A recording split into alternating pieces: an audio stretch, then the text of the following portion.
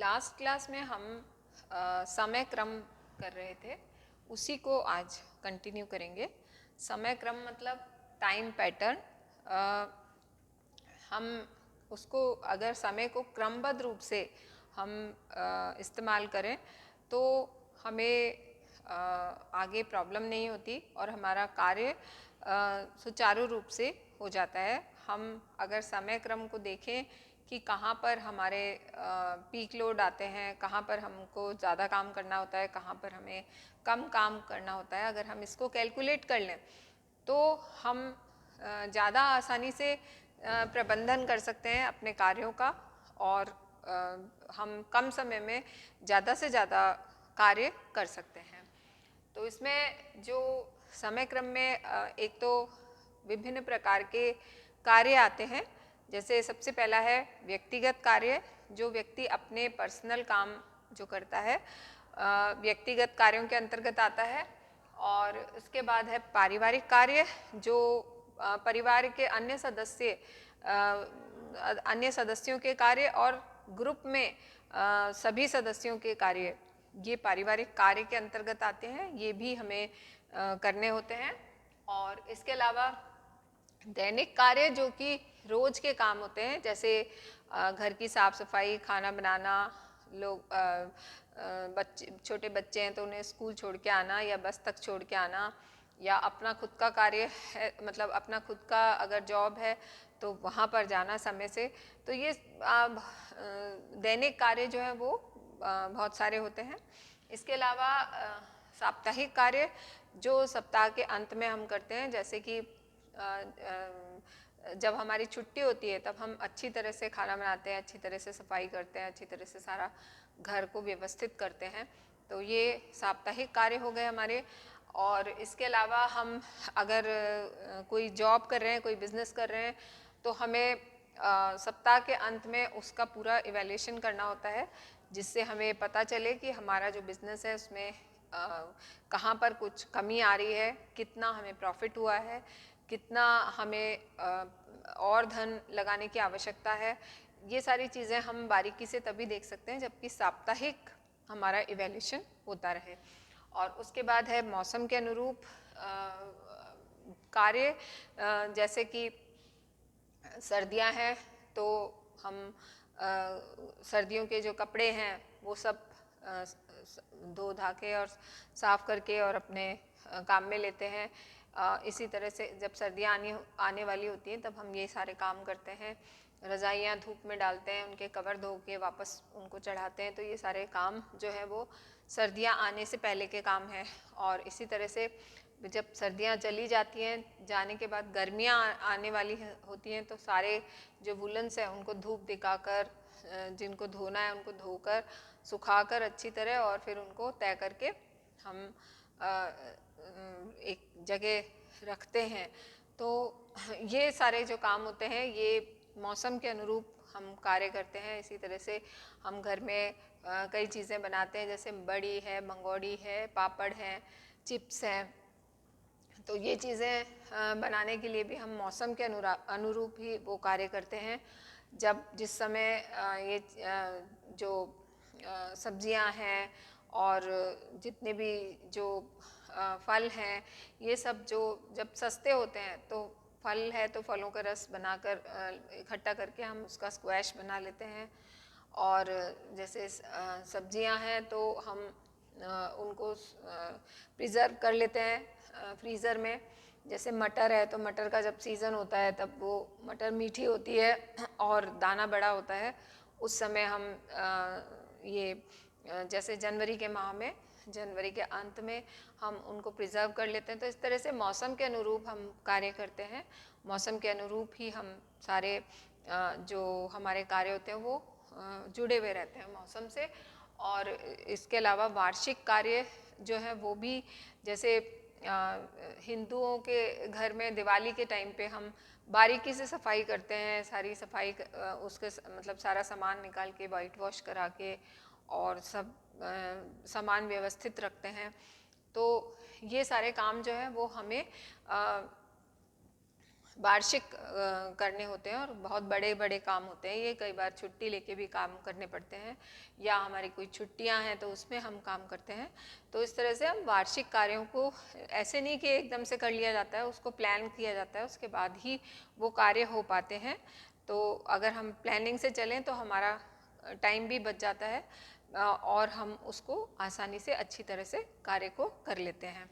और इसके अलावा आकस्मिक कार्य भी होते हैं जो कि एकदम से आ जाते हैं, या तो एकदम से किसी ने हमें कहीं जाना पड़ जाता है, इमरजेंसी में कोई बीमार पड़ गया एकदम से, तो उसकी देख रेख में हम लग जाते हैं, या कोई एक्सीडेंट हो गया तो हम उसको अटेंड करने लग जाते हैं। और इसी तरह से कुछ ऐसे इमरजेंसी कार्य होते हैं जिनको कि हमें एकदम से काम करना होता है, जिनके लिए हम मेंटली प्रिपेयर्ड नहीं होते और वो एकदम से वो कार्य आ जाता है। तो उन कार्यों को करने के लिए भी हमें हमारे पास इमरजेंसी फंड भी होना चाहिए।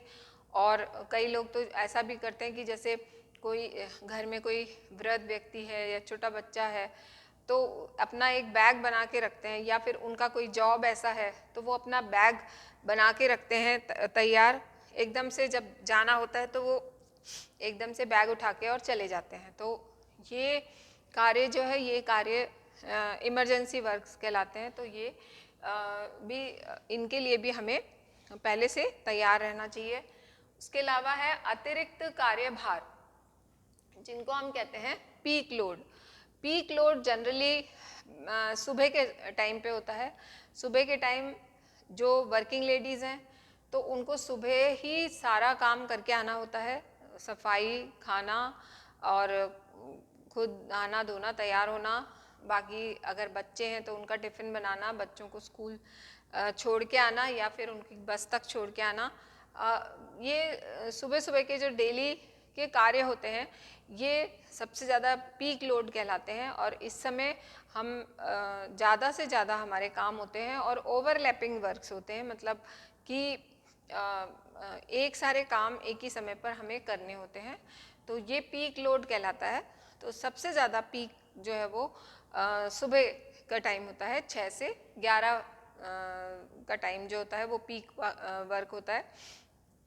इसी तरह से कृषक अगर परिवार है तो उनका कटाई और बुवाई वाला जो समय होता है वो सबसे ज़्यादा पीक पीरियड कहलाता है। उस समय उनको बहुत कार्य होता है। इसी तरह से जो वर्किंग लेडीज़ हैं उनका भी सुबह का काम होता है। इसके अलावा जो हाउसवाइफ्स हैं तो उनका भी सुबह का जो टाइम होता है वो पीक पीरियड होता है, क्योंकि इस समय सारे जो घर के सदस्य हैं वो ऑफिस जा रहे होते हैं या स्कूल जा रहे होते हैं, या मतलब अगर वृद्ध व्यक्ति हैं तो उनको नहलाना धुलाना, उनकी केयर करना। तो सुबह सुबह ही ये सारे कार्य होते हैं। तो इनको पीक लोड कहा जाता है, जिसमें कि एक ही समय पर गृहिणी को बहुत सारे कार्य करने होते हैं। तो जब ये पीक लोड का समय होता है तो अगर हम उसको प्लान करके चलें और कुछ कुछ तैयारी हम पहले से ही कर लें, जैसे कि हम सब्जी काट के रखना, मसाला पीस के रखना, या इस तरह के छोटे छोटे जो कार्य होते हैं वो कार्य अगर करके रखें तो वो कार्य आसानी से हो सकता है। तो इस तरह से हम उसको प्लान करके अगर चलें तो ये पीक लोड जो है वो हमारे लिए मेंटल टेंशन का कारण नहीं बनेंगे। और इनको ग्राफ के द्वारा भी समझाया गया है, जैसे कि ये तो कार्य शक्ति, मतलब इसमें कितनी शक्ति लगती है कार्य में, और ये जो है वो समय है। इसको वर्क कर्व भी कहा जाता है या कार्य वक्र भी कहा जाता है। इसमें प्रातः काल में सबसे पीक पे गया कार्य, फिर दोपहर में रेस्ट वाला पीरियड आ गया, उसके बाद शाम को फिर से काम करना होता है, पर इतना पीक नहीं होता, क्योंकि इतने पीक में हम जो है मतलब जैसे हमें बाहर नहीं जाना होता, शाम को हम आके अपने जो काम बचे हुए होते हैं वो निपटा लेते हैं, घर खाना बनाना और जो बचे हुए काम है, या फिर कोई गेस्ट आ गया एकदम से, तो ये कार्य हम करते हैं। तो इस तरह से पीक पीरियड हमारा प्रातःकाल ही होता है, 6 से 11 बजे का टाइम जो होता है। उसके बाद है जीवन चक्र या हम कहें लाइफ साइकिल, तो हमारी जो फैमिली लाइफ साइकिल है उसमें सबसे पहली जो स्टेज होती है वो है प्रारंभिक काल, जिसमें कि हस्बैंड और वाइफ होते हैं और उनको एडजस्टमेंट करना होता है, मगर कार्य का भार इतना ज़्यादा नहीं होता, तो ये समय भार है ये इतना नहीं है। उसके बाद जब परिवार का विस्तार हो जाता है तो हम बहुत ज़्यादा बिजी हो जाते हैं। उस समय हमारे कार्य का भार जो है वो बहुत ही अधिक हो जाता है, ये पीक पे पहुंच जाता है, ये समय चक्र है। और उसके बाद हमारा जब परिवार संकुचित होने लगता है, जब बच्चे या तो जॉब के लिए बाहर चले जाते हैं या मैरिज, आफ्टर मैरिज वो बाहर चले जाते हैं, तो फैमिली सिकुड़ने लगती है। तो उस समय हम वो उस प्रोसेस में होते हैं कि हम जैसे बच्चों की शादियां कर रहे हैं, हम खुद, हमारा खुद का भी रिटायरमेंट का वो पीरियड पास में आ रहा है। तो ये जो पीरियड है, इस पीरियड में हम बिजी होते हैं, मगर उतने ज़्यादा बिजी नहीं होते जितने बिजी विस्तार काल में होते हैं। पर फिर भी जो जिम्मेदारियां होती हैं वो बड़ी होती हैं, जैसे शादी आयोजित करना बड़ा काम होता है, या बच्चे कोई कैरियर बना रहे हैं उनके साथ हम पेरेंट्स को लगना पड़ता है, तो वो भी एक बड़ा कार्य होता है।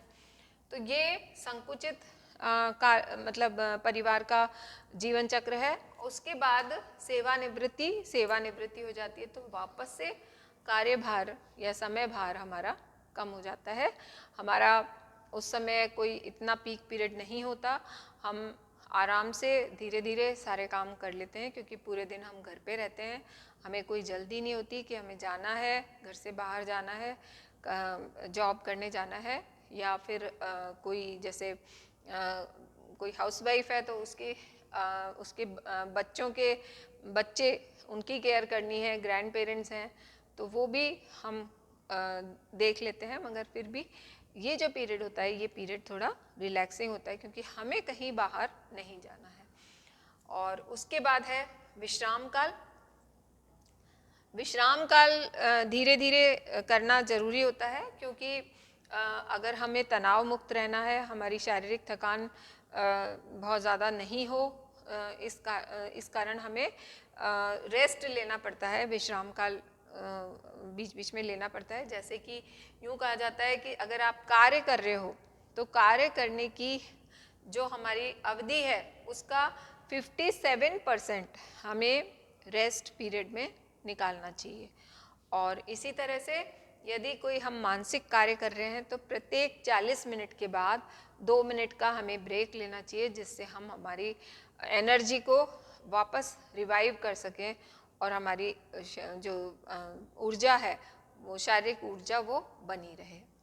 तो इस तरह से आज हमने टाइम पैटर्न किया, पीक लोड किया, अतिरिक्त कार्यभार, और हमारे कार्य वक्र किया, परिवार का जीवन चक्र किया, और उसके बाद हमने रेस्ट पीरियड किया। तो इस तरह से हम अगर इसको सुचारू रूप से हमें अगर कोई कार्य करना है तो हमें इन सब चीज़ों को फॉलो करना पड़ेगा। Thank you.